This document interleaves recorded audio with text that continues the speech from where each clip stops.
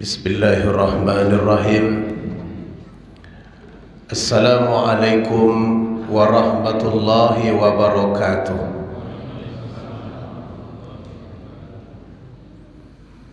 Loyo betul jawabannya.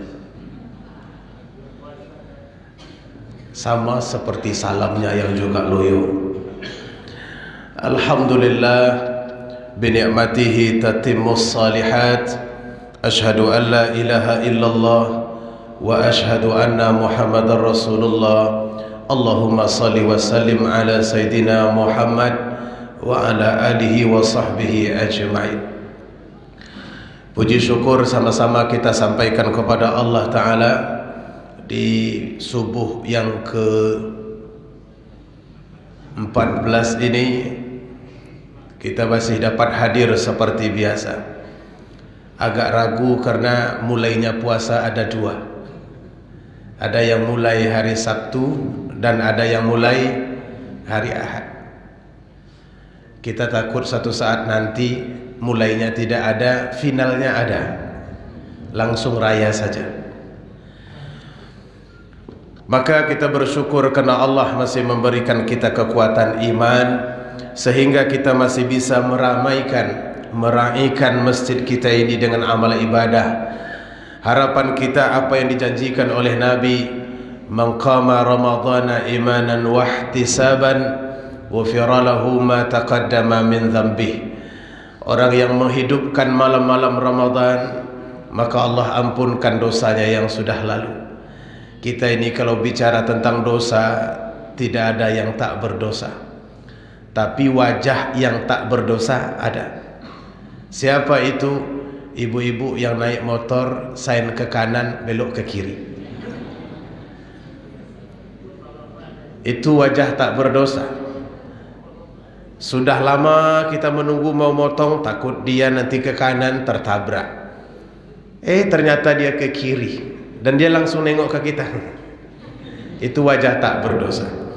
Ibu-ibu mohon kalau naik motor perhatikan sainnya. Jangan menyusahkan orang yang di belakang, apalagi memakai wajah tak berdosa.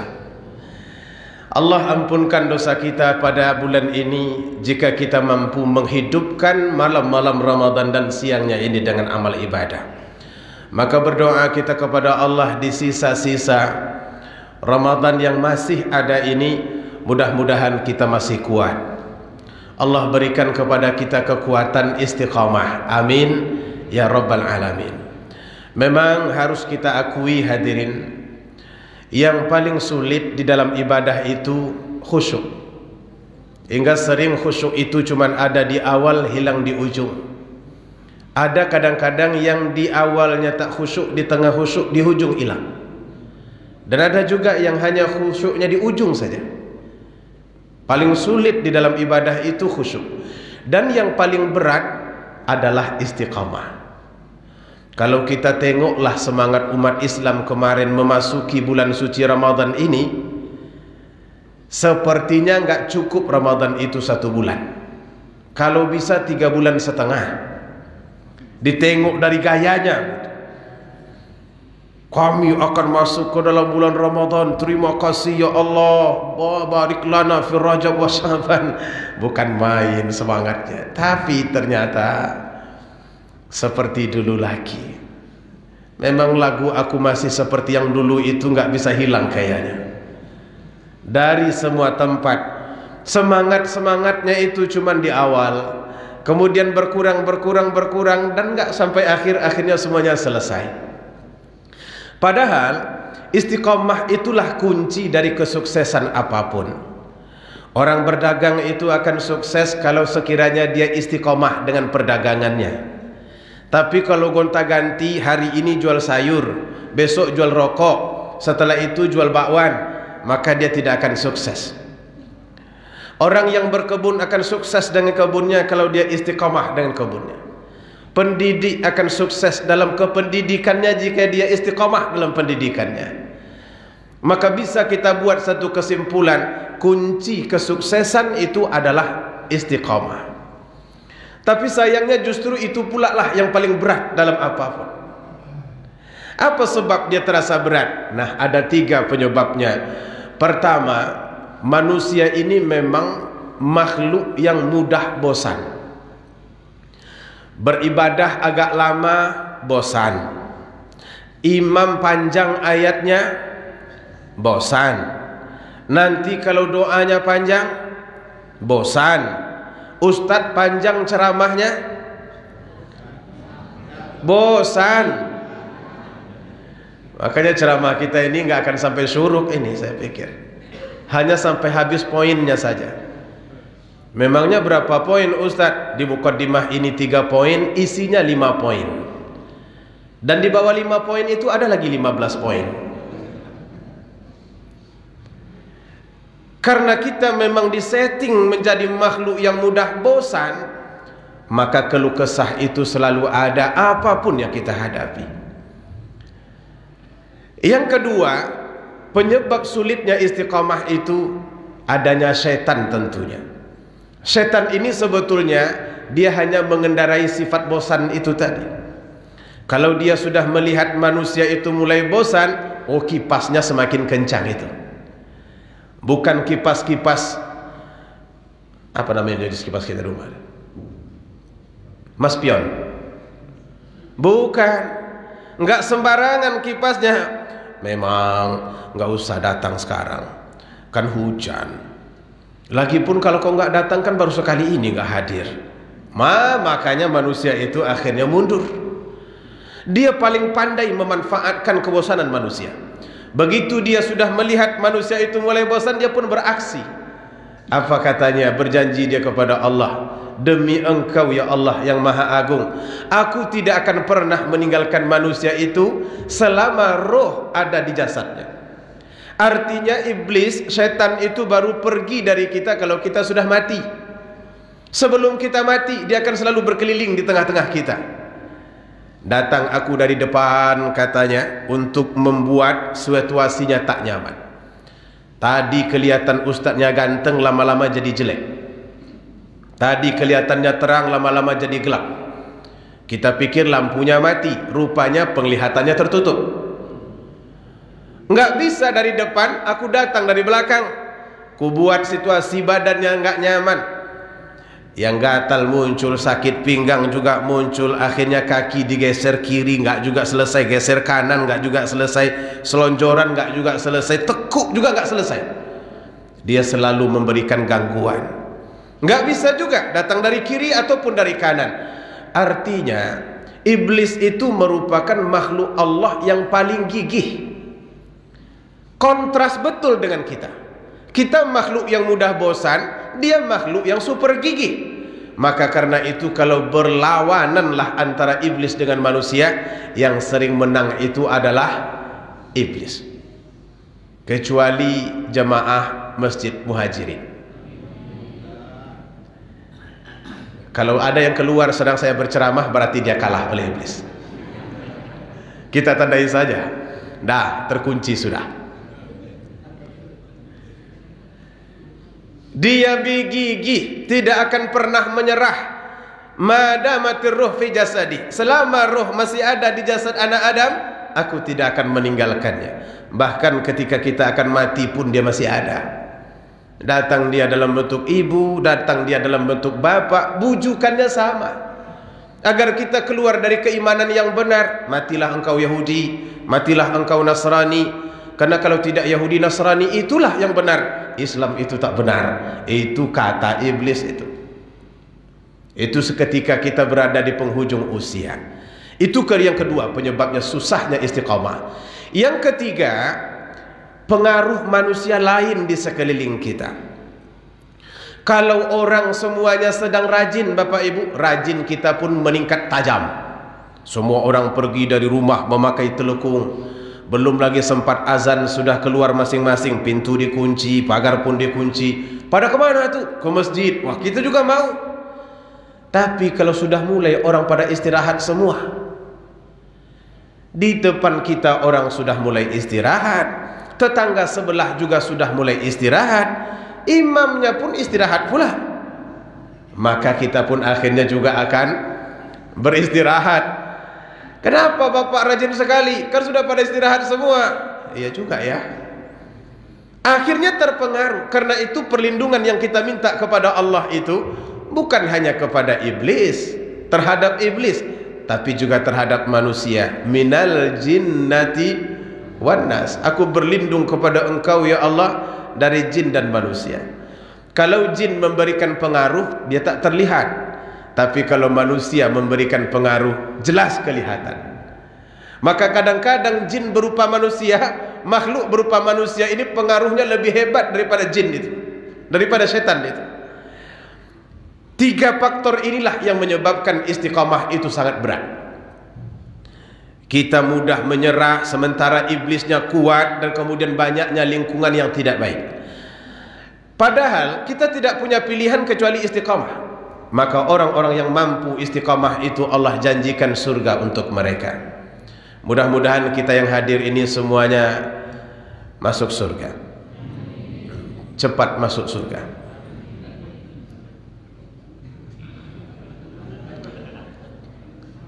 Mau cepat masuk surga? Tadi bukan main semangatnya mau masuk surga. Saya doakan cepat, nggak mau pula. Mudah-mudahan nanti kita masuk surga. Amin ya rabbal alamin. Orang-orang yang beristiqamah, kata Allah Ta'ala, tatanazzalu alaihimul malaikah alla takhafu wa la tahzanu wa abshiru bil jannah allati kuntum tu'adun. Ketika mereka akan mati, turun malaikat. Apa kata malaikat ini? La takhafu, jangan engkau takut. Wa la tahzanu, jangan engkau bersedih. Wa abshiru bil jannah, bergembiralah engkau dengan surga yang disediakan oleh Allah untukmu. Maka karena itu orang-orang hebat baik istiqamah kalau mati dia senang. Dia tak takut mati. Sebab Allah sudah tengokkan kepadanya surga yang akan dimasukinya. Bahkan ada penjelasan dalam sebuah kitab yang ditulis oleh Al-Qurtubi. Di situ dicantumkan kalau orang yang akan mati itu diberikan pilihan mau terus ke kuburan atau balik ke rumah, dia akan memilih teruskan ke kuburan. Kenapa dia harus ke kuburan? Sebab dia sudah menengok yang akan ditempatinya, bidadarinya sudah nampak. Sementara kalau dia balik pulang, maka yang nampak bidadari 40 tahun yang lalu, yang sudah mulai kereput-kereput, jalannya sudah tidak lagi lurus, bedak tak nyantol, lipstik pecah-pecah. Bidadari itu yang dilihat, maka dia lebih senang teruskan saja. Nggak percaya, coba aja mati dulu. Nanti kalau tak benar yang saya ucapkan ini, hidup kembali. Tapi jangan ke sini, nanti pulang semua orang. Nah, masalahnya bagaimana caranya supaya kita beristiqamah? Ini yang mau kita ajarkan. Pertama, supaya kita mampu beristiqamah itu tumbuhkan rasa takut di dalam hati kita. Takut terhadap apa? Dari 2 hal. Pertama, apakah ini Ramadan yang terakhir, atau mungkin kita masih memiliki peluang Ramadan di masa yang akan datang? Sama sekali tidak ada yang tahu. Ada 160.000 orang yang mengimpikan Ramadan tahun ini sejak tahun 2020. Mereka berdoa sama seperti kita berdoa, ya Allah, kenapa kami harus sholat di rumah? Masjid-masjid kami tertutup, kemanapun kami pergi selalu ada pemberitahuan, kalau mau sholat tarawih di rumah saja, kalau tidak digrebek oleh Satpol PP, macam-macam lagi. Entah kalau di masjid ini saya tak tahu, tapi kayaknya sama aja. Takut, kita kepengen. 160.000 orang, akhirnya mereka sudah pergi. Tak satu pun di antara mereka yang nyantol pada Ramadan tahun ini. Artinya kita ini adalah orang-orang yang sangat beruntung, karena Allah tinggalkan kita, tak Allah ambil. Termasuk di antara yang 160.000 itu. Padahal Allah sangat mungkin untuk mengambil siapapun yang dia inginkan. Yamhullahu ma yasha wa yuthbit. Allah mengambil siapa yang dia mau dan meninggalkan siapa yang dia mau. Artinya kita ini orang-orang yang diberkati untuk memasuki bulan suci Ramadan. Maka bersyukurlah kepada Allah Ta'ala. Alhamdulillahirabbil alamin. Kita sangat khawatir kalau begitu, sebab tidak ada yang bisa memastikan apakah ini Ramadan terakhir atau tidak. Karena kalau kita lihat sekarang, mati itu mudah sekali datang. Waktu saya ceramah di Masjid Ar-Ridha di Jalan Taskurun, kata pengurus masjidnya, "Ustadz ingat tidak bapak yang duduk dekat tiang?" Belum lagi, tunggu dulu. Ini sudah terbayang apa yang saya sampaikan kayaknya nih. Saya tanya, "Mengapa bapak yang duduk dekat tiang?" "Dia sudah meninggal, Ustaz." Rupanya orang yang duduk dekat tiang itu agak cepat meninggalnya.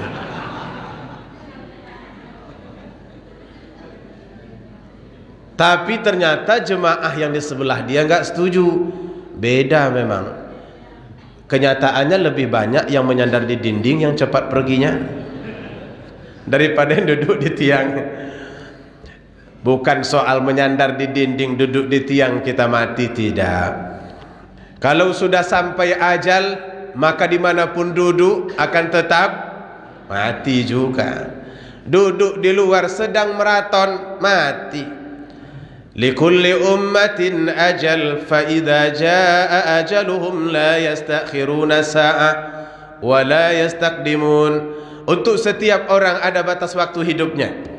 Kalau batas itu sudah sampai, mati pasti datang. Dan kalau sudah datang mati itu, tak dapat dimundurkan sesaat, juga tak dapat dimajukan walaupun sesaat. Maka karena itu tumbuhkan rasa takut, ya Allah, apakah ini Ramadan yang terakhir? Karena dirasa-rasa flu datang terus, batuk datang terus, berjalan agak kencang sedikit, sesak nafas. Apalagi di penghujung Ramadan ini permintaan orang rumah banyak pula, bertambah sesak nafas tuh. Yang kedua, yang kita takuti, apakah ini amal sudah diterima atau belum? Sudah 14 hari kita sujud, baca Al-Quran tak putus-putus, salawat setiap malam, Subhanal Malikil Ma'bud, Subhanal Malikil Mawjud. Tapi belum pernah Allah memberikan jawaban bahwa amal ibadah kita itu sudah diterimanya. Ada di antara kita yang sudah menerima jawabannya? Begitu kita bangun, misalkan dapat secari kertas di atas meja, Mas Riyadi, puasamu selama 14 hari, bacaan Al-Quranmu selama 14 hari, nilainya B+, sama seperti kampus. Kalau sudah nampak nilainya begitu, alhamdulillah, selesailah. Tapi sampai sekarang tidak, masih gaib. Karena itu para sahabat dulu, ibu bapak, berdoa kepada Allah ini tidak tanggung-tanggung. Mereka meminta supaya Allah terima. Sampai 6 bulan setelah ditinggalkan Ramadan, mereka masih berdoa begitu. Karena memang tidak ada yang tahu apakah diterima atau tidak. Tentu kita berharap mudah-mudahan amal ibadah kita diterima. Amin ya rabbal alamin. Kemudian yang kedua, kuncinya agar kita beristiqamah, tumbuhkan harapan. Ar-raja dalam bahasa Arabnya. Apa sebetulnya yang kita harap dari ibadah puasa yang dilakukan ini? Apa yang kita harapkan kepada Allah dari ibadah-ibadah yang kita lakukan ini? Mudah-mudahan kami masuk ke dalam surga yang di situ tertulis Ar-Rayyan. Itu surga untuk orang-orang yang berpuasa. Mudah-mudahan yang hadir ini kelak semuanya memasuki surga dari pintu itu. Enggak semangat. Mudah-mudahan masuk dari pintu itu. Baru. Kalau masuk surga saja enggak semangat, lalu mau kemana? Semua orang yang berpuasa itu, kata Nabi, masuk dari pintu itu. Nanti kalau saya tidak ada, bapak ibu carilah. Kata Ustaz Somad, kalau tidak ada di tempat biasa, cari di VIP. Siapa tahu sembunyi di situ. Semakin tumbuh rasa harap, maka semakin kuat kita dalam beramal. Semakin mudah untuk beristiqamah. Sama seperti orang yang sakit. Kalau dia punya harapan kuat dan besar untuk sembuh, maka dia akan istiqamah, konsisten dia makan obat. Diberikan dokter, bapak ini makan obatnya 3 kali sehari. Setelah selesai makan, dia pasti punya harapan untuk sembuh. Maka kalau sudah makan obat, pasti dimintanya, obat bapak mana? Makan obatnya. Kenapa dia bisa disiplin begitu, istiqamah? Karena dia masih punya harapan untuk sembuh. Tapi kalau dia sudah tak lagi punya harapan sembuh, bapak ini sudah penyakitnya parah betul, rasa-rasanya takkan sembuh lagi. Begitu nanti disuruh makan obat, ditinggalkan. Makanlah obat ya, nih jale. Kalau tidak dimakan, nanti kau penyakitnya kambuh-kambuhlah. Kalau nanti mati, campakkan saja ke mana? Ya pokoknya begitulah. Buang saja. Itu sudah tak ada harapan. Orang semakin rendah harapannya, semakin sulit dia bangkit. Maka karena itu ibu bapak, obat yang paling ampuh itu ternyata harapan. Selagi kita masih punya harapan, maka kita akan kuat. Tapi kalau kita tak punya harapan atau rendah harapan, kita akan lemah, sangat lemah. Orang bunuh diri itu karena tak punya harapan untuk hidup. Hutang banyak, bini lari dengan orang, anak dibawa orang pula lari. Bini orang dicoba bawa lari, nggak mau. Akhirnya gantung diri, nggak punya harapan untuk keluar dari problematika hidup yang dimiliki. Akhirnya manusia akan berhenti dalam berbuat. Ini Allah sebutkan kepada kita melalui lihasan Rasulnya, bahwa ada pintu surga bernama Ar-Rayyan untuk orang-orang yang berpuasa. Maka minta kepada Allah, masukkan kami dari pintu itu. Masukkan kami dari pintu itu ya Allah. Mudah-mudahan kita kelak, sebagaimana kita berjamaah subuh ini di sini, di surga juga kita insya Allah akan berjamaah kembali. Amin ya rabbal alamin. Kemudian yang ketiga, agar kita menjadi orang istiqamah, maka bersabarlah. Kenapa? Istiqamah itu berat, tapi tadi kita sebutkan berat, sangat berat. Kalau kita coba untuk melalui ibadah-ibadah begini, yakinlah sangat berat. Beratnya bukan di sini, tapi rasa malas kita akan mulai masuk, yang menghidupkan hawa nafsu, akhirnya membuat langkah mulai terseok-seok, dan kita tak lagi akan mampu melaksanakan sebagaimana biasanya. Disitulah nanti beratnya dalam beramal ibadah itu. Maka kata Allah Subhanahu wa taala, wasbir nafsaka ma'al ladzina yad'una rabbahum bil ghadati wal asyi yuriduna wajhah. Sabarkan dirimu bersama orang-orang yang mengingat Allah. La ta'du aynaka anhum turidu zinatal hayatad dunya. Jangan palingkan wajahmu dari mereka. Karena kalau engkau berpaling-paling, tengok keluar matahari sudah terang. Tengok keluar akan hujan. Itu lama-lama nanti hilang itu. Itu akan mempengaruhi. Maka kadang-kadang kalau sudah rasanya enggak kau, dah jadi cari alasan keluar tapi pegang perut. Ini gaya biasa ini. Pegang perut, pergi kamar mandi, muter-muter di tempat sendal, akhirnya hilang. Sabar, sabar. Harus diperbanyakkan sabar. Tak mungkin kita sampai kepada puncak kebaikan kalau kita tidak bersabar. Sabar dalam ibadah, sabar dalam musibah, dan sabar untuk tidak melakukan perbuatan maksiat. Kata Nabi, sabar itu memang ada 3. Ada sabar di dalam ditimpa musibah. Ini enteng ini. Orang kalau ditimpa musibah itu banyak yang berhasil sabar. Dan yang kedua, ada sabar dalam taat. Ini lebih berat daripada yang pertama, karena godaannya begitu banyak. Dan yang ketiga, ada sabar di dalam tidak berbuat maksiat. Kalau diberikan nilai kata Nabi, ini lebih kurang 300, ini 600, ini 700. Artinya sabar di dalam taat itu berat. Karena itu tidak semua orang mampu melakukannya. Kadang-kadang duduk, kadang-kadang sudah hilang, dan lain sebagainya. Kemudian yang keempat, yang mesti kita lakukan agar kita mampu beristiqamah, tawasau bil haq, tawasau bis sabari. Berpesan-pesan dengan kebaikan dan kesabaran. Artinya ajak orang untuk tetap hadir. Bawa keluarga kita. Kita sebagai seorang ayah, ajak anak, ajak suami, ajak istri, ya ke masjid.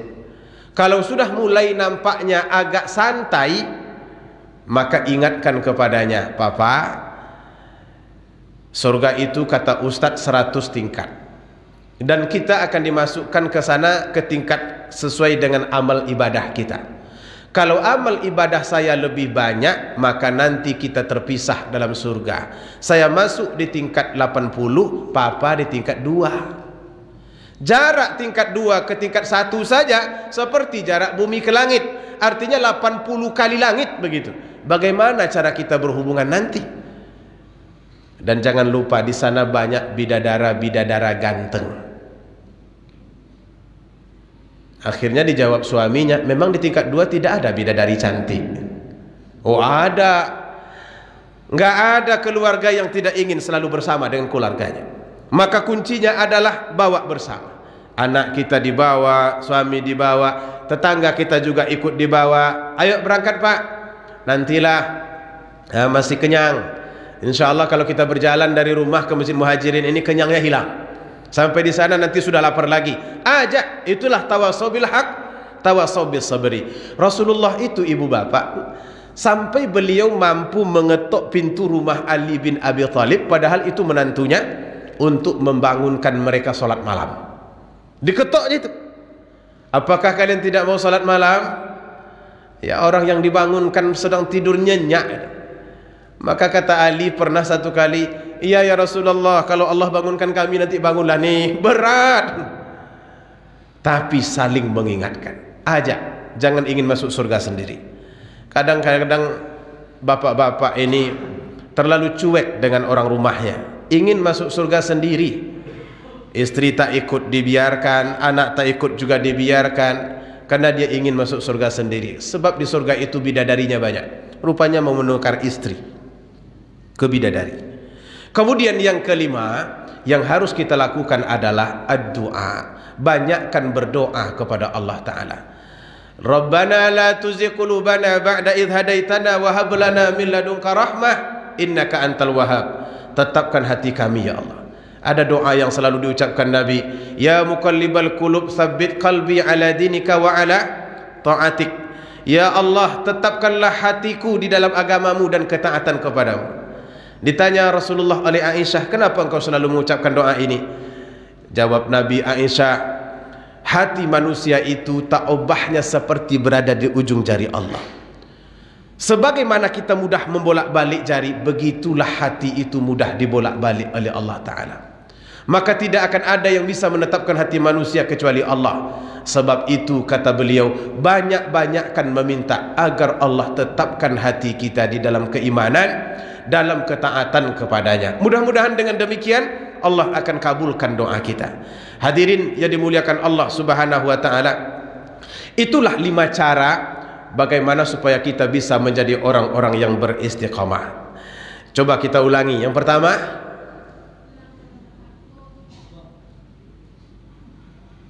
yang kelima, yang ketiga, ibu-ibu pula yang menjawab, bapak-bapak tidak. Bapak-bapak lebih dekat kemari. Atau ibu-ibu menulis kayaknya ini. Ditulis. Padahal kalau ditengok ibu-ibu yang menulis ini bukanlah muda-muda amat. Entah kapan mau dibaca, tapi ditulis. Karena ternyata menulis itu 3 kali menghafal. Sekali kita menulis itu sudah 3 kali menghafal. Kalau ditengok, didengar, apalagi mendengar dan menengok dengan mata yang setengah, enggak pula full. Sedangkan penuh itu enggak ingat juga, apalagi setengah. Baru ketika ustadznya bilang nomor yang terakhir, baru bangkit dia. Lupa semua. Karena nomor yang terakhir yang paling diingat. Begitu ditanya nomor 1, lupa pula nomor yang terakhir. Jadi hadirin yang dimuliakan Allah Subhanahu wa Ta'ala, ada sisa waktu dari bulan Ramadan ini lebih kurang 16 hari lagi.